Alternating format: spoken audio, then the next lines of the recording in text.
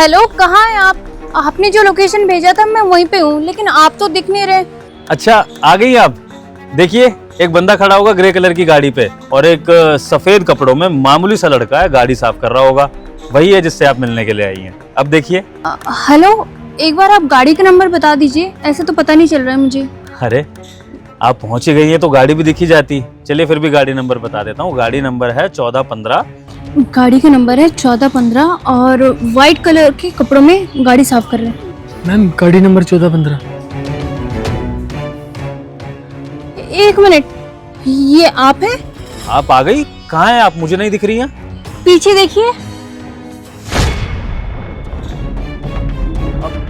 रूपा, इधर आइए।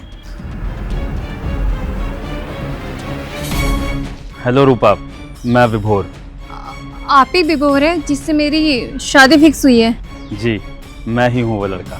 बहुत अच्छा लगा आपसे मिलकर, बहुत सुंदर लग रही हैं आप। ये आप गाड़ी क्यों साफ कर रहे हैं, वो भी ऐसे कपड़ों में? आपने क्या गाड़ी साफ करने वाला नहीं रखा?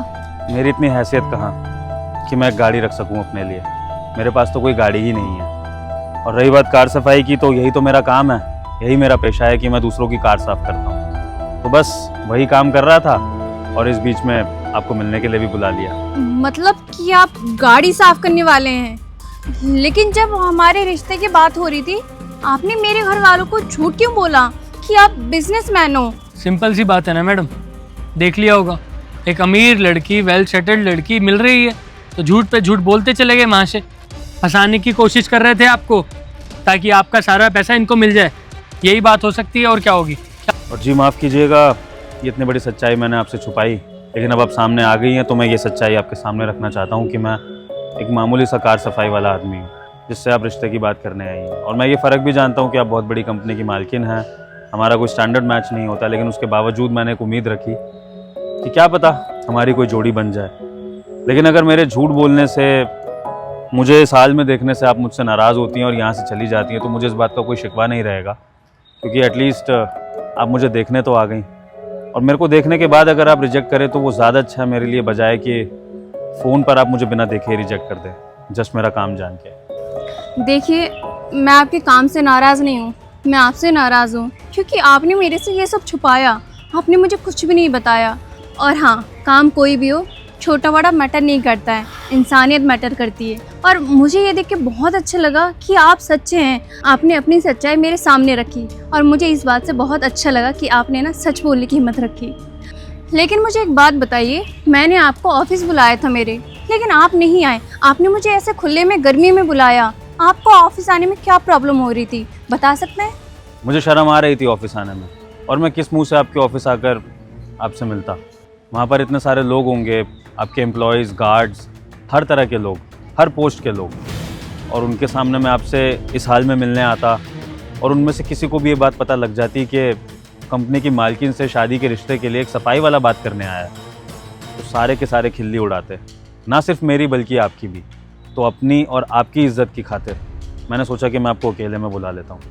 अगर आपको मेरी बेइज्जती भी करनी होगी, मुझे रिजेक्ट भी करना होगा, तो एटलीस्ट आप अकेले में रिजेक्ट करेंगी, फिर मुझे कोई दिक्कत नहीं होगी।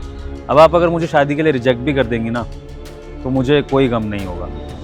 हाँ, चाहें तो आप मुझे एक दोस्त के रूप में अपना सकती हैं, वो भी अगर आपको ठीक लगे तो आपके स्टैंडर्ड के हिसाब से, वरना मैं ये मुलाकात हमेशा याद रखूँगा। आपके बातों से ये तो पता चल गया, आप इंसान बहुत अच्छे हैं, लेकिन कुछ बातें और हैं जो मुझे जाननी है अभी। उसके बाद हो सकता है कि मैं शादी के लिए डिसीजन ले लूँ। मैडम, अच्छा हुआ मैडम मैं आपके साथ आ गया यहाँ पर, वरना ये इंसान आपको अपनी बातों में फंसा ही लेता। मैं हूँ ना यहाँ पर सही गलत बताने के लिए, और ये इंसान आपके लिए बिल्कुल सही नहीं है। आपने कहा था मुझे आपके बीच में बोलने की ज़रूरत नहीं है क्योंकि मैं आपका एक एम्प्लॉय हूँ, लेकिन मैं आपका कभी बुरा नहीं चाहूँगा, इसलिए ही बोल रहा हूँ, इसलिए मैं बुरा बन रहा हूँ। ये आदमी आपके लिए बिल्कुल सही नहीं है। अगर आपको अपना गला ही घोटना है ना, तो अपने हाथों से घोट लो, इस बंदे से शादी करके नहीं। मैडम, मैं अभी भी कह रहा हूँ, आपके लिए इतने अच्छे अच्छे रिश्ते आएंगे ना, इतने अमीर अमीर लड़के जिसकी कोई हद नहीं है। आप इसकी बातों में मत आइएगा। मैं कह रहा हूँ मैडम, फिर कह रहा हूँ, कहता रहूँगा, मरते दम तक कहता रहूँगा, इसकी बातों में मत आइएगा। फ्रॉड आदमी है, फ्रॉड। उज्जवल, बस करो। सुनिए, मत रोकिए इनको बोलने से। आज जो ये बातें मेरे लिए बोल रहे हैं और आपको समझा रहे हैं, ये शायद सारी दुनिया आपके लिए करेगी, अगर मैं आपके ऑफिस में आपसे मिलने आता तो आपके बाकी सारे कोलीग्स या आपके जूनियर्स या आपके कोई भी पार्टनर्स होते, वो भी आपको यही बात समझाते जो आपका ये मैनेजर समझा रहा है। और रही बात घर वालों की, अगर आपके घर वालों को पता लगेगा कि आपने एक लो स्टैंडर्ड के लड़के से शादी करने का फैसला कर लिया है तो जाहिर सी बात है वो आप पे गुस्सा करेंगे, समाज आप पर हंसेगा, पूरा ऑफिस, आपका कॉर्पोरेट वर्ल्ड आप पे हंसेगा कि इतने बड़ी कंपनी की मालकिन ने ऐसा घटिया डिसीजन लिया कि एक कार सफाई करने वाले से एक नौकर लेवल के बंदे से शादी कर ली। तो वो अपनी जगह गलत नहीं है। अरे बस करिए आप दोनों, जब से बोली जा रही मेरी कोई सुनेगा। और ये मेरी लाइफ है, मैं डिसीजन लूंगी मुझे क्या करना है और क्या नहीं, ठीक है। हाँ मैं आपसे शादी करूंगी, वो इसलिए क्योंकि आप दिल के बहुत अच्छे इंसान हैं। मैंने अमीर लड़के भी देखे हैं जिनको औरतों से बात करने का तरीका मालूम नहीं होता, उनकी इज्जत नहीं करते, बाहर जाके पता नहीं क्या क्या करते हैं। और आप बिल्कुल सिंपल इंसान हैं और मुझे अपनी लाइफ में ऐसे साधारण इंसान चाहिए जो दूसरों की इज्जत करना जानता हो। और सबसे बड़ी बात, आप एकदम सच्चे इंसान हैं। आपने ये नहीं सोचा कि अगर मैं आपको देखूंगी आपकी सच्चाई सामने आएगी, मैं आपको जज करूंगी। आपने ये कुछ भी नहीं सोचा, आपने अपनी सच्चाई सामने रखा। आपने बिल्कुल भी नहीं सोचा कि पता नहीं कौन क्या बोलेगा कौन क्या नहीं बोलेगा। आपने अपनी सच्चाई बतानी ज़्यादा ज़रूरी समझी। और हाँ उज्जवल, तुम मुझे एक बात बताओ, अगर हम किसी कंपनी से डील करते हैं तो सबसे पहले हम उसमें क्या देखते हैं? उसका नेचर, उसका बिहेवियर, उसका बात करने का लहजा। अगर बात करने का लहजा अच्छा हो, इंसान अच्छा हो, तो हम उसके साथ डील कर सकते हैं। वो इसलिए ताकि हमारी कंपनी लॉन्ग टर्म रिलेशन पे फोकस कर सके। ऐसे हमें पर्सनल लाइफ में रिलेशन बिल्ड करने में फोकस रखना चाहिए, स्टैंडर्ड पे नहीं। समझ गए मेरी बात? कमाल है, मान गया आपको मैडम। मतलब आज के ज़माने में इतनी सुलझी हुई लड़की, इतनी समझदार, इतनी प्रैक्टिकल, मैंने इमेजिन भी नहीं किया था कि आप जैसी लड़की से मेरा रिश्ता फिक्स होने की बात होगी। वो लड़का बहुत लकी होगा जिससे आपकी शादी होगी, क्योंकि आज की डेट में 90% लड़कियां गोल्ड डिगर होती हैं, या फिर जो खुद इंडिपेंडेंट होती हैं उनमें अकड़ इतनी होती है कि वो अपने आगे किसी को कुछ नहीं समझती हैं। और आप अगर मुझ जैसे इंसान को इतनी इज्जत देने को रेडी हैं, मेरे लिए इतना सोच रही हैं और आप मुझसे शादी करने के बारे में कंसीडर भी कर रही हैं, तो ये मेरे लिए अपने आप में बहुत बहुत बड़ी बात है। बाय द वे, सबके बीच मुझे एक बात कहनी है कि एक सच्चाई है जो मैंने आपसे अभी तक छुपा रखी है, तो वो सच्चाई जानने के बाद ही हमें आगे की बात सोचनी या करनी चाहिए। देखा मैडम, ये अब यहाँ पकड़ा गया। मैंने कहा था ना कुछ छुपा रहा, घुन्ना आदमी है, घुन्ना। उज्जवल, उनको अपनी बात तो कंप्लीट करने दो। क्या बोलना चाह रहे हैं? रुक तो जाओ। जी बोलिए, आप क्या बोलना चाह रहे हो? थैंक यू सो मच मुझे मौका देने के लिए। एक्चुअली सच्चाई ये है कि मैं कोई कार सफाई वाला नहीं हूँ। मैं डीएफ कंपनी का मालिक हूँ, विभोर जैन। आप चाहें तो मेरे बारे में सर्च कर सकती हैं, अपने ऑफिस में पता कर सकती हैं। मैं वही विभोर जैन हूँ जिसकी कंपनी से आपकी कंपनी की डील होने की बात भी चल रही थी, लेकिन वो डील पूरी हो नहीं पाई थी और मेरे ही घर से आपको रिश्ता आया था। लेकिन मैंने ही इस तरह का सेटअप प्लान किया था कि आपको पता ना हो कि मेरे घर वाले कौन हैं, आपके घर वालों को ना पता हो कि रिश्ता किसकी तरफ से आ रहा है। और मैंने जानबूझकर ये सारा का सारा गेटअप लिया, ये सारा नाटक किया, कार सफाई वाला एंड ऑल, ये सारी बातें मैंने रची आपके आगे, क्योंकि मैं ये देखना चाहता था कि जिससे मेरा रिश्ता होने जा रहा है वो मेरा पैसा देखेगी या फिर मेरी सीरत देखेगी। एक्चुअली क्या है मिस रूपा की जो कहानी आपके साथ है वही मेरे साथ भी है। आपको भी ऐसे अमीरज़ादे लड़के मिले होंगे जो निहायती बदतमीज़ होते होंगे, जो कुछ ना कुछ गलत काम करते होंगे। मुझे भी इस तरह की लड़कियां मिली जिनकी सोच सिर्फ पैसे तक सीमित थी।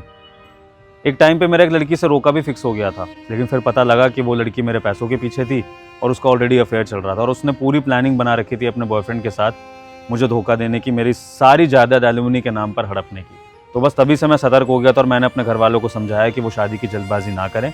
अपने लिए लड़की मैं खुद चूज़ करूँगा अपने तरीके से, इस तरह का टेस्ट लेके कि जो लड़की मेरे को इस गेटअप में मेरे नेचर बिहेवियर से एक्सेप्ट कर लेगी तो वो लड़की आराम से मेरे साथ पूरी ज़िंदगी बिता सकती है। फिर मुझे ये डर नहीं है कि वो लड़की मेरे पैसों के पीछे, अगर कल को मैं गरीब भी हो जाता हूँ तो वो लड़की कभी मेरा साथ नहीं छोड़ेगी। और आप में मुझे वो लड़की दिखती है मिस रूपा, आप मेरे लिए परफेक्ट लाइफ पार्टनर हो। तो मैं टेस्ट में पास हो गई? बिल्कुल, कहने की बात ही नहीं है। आपसे परफेक्ट लड़की मुझे नहीं लगता आज के ज़माने में मेरे लिए कोई हो सकती है। मेरी तरफ से तो हाँ है। उज्जवल, कुछ बोलना चाहते हो? मैम देखिए, मैं सर से माफ़ी मांगने के अलावा कुछ और तो नहीं कर सकता।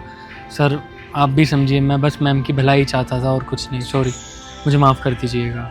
कोई बात नहीं भाई, आपको माफ़ी मांगने की ज़रूरत नहीं है। क्योंकि मुझे ये बात पता है कि आपने मुझे जो भी कड़वे शब्द बोले वो अपनी मैम की भलाई के लिए, और इसमें भी मैं एक पॉजिटिविटी ढूंढूंगा कि मिस रूपा आपके पास इस तरह के एम्प्लॉयज़ हैं जो आपके लिए इतना सोचते हैं, प्रोफेशनली ही नहीं पर्सनली भी, वरना ऐसे लॉयल एम्प्लॉयज़ मिलना बहुत मुश्किल होता है जो मालिक के बारे में इस कदर तक सोचते हैं कि वो खुद की इज्जत दांव पे लगा देते हैं। ये जानते हुए भी कि इनके ऐसा उल्टा बोलने से इनको फ़र्क पड़ सकता है, इन्होंने ये रिस्क लिया और मुझे अच्छा लगा।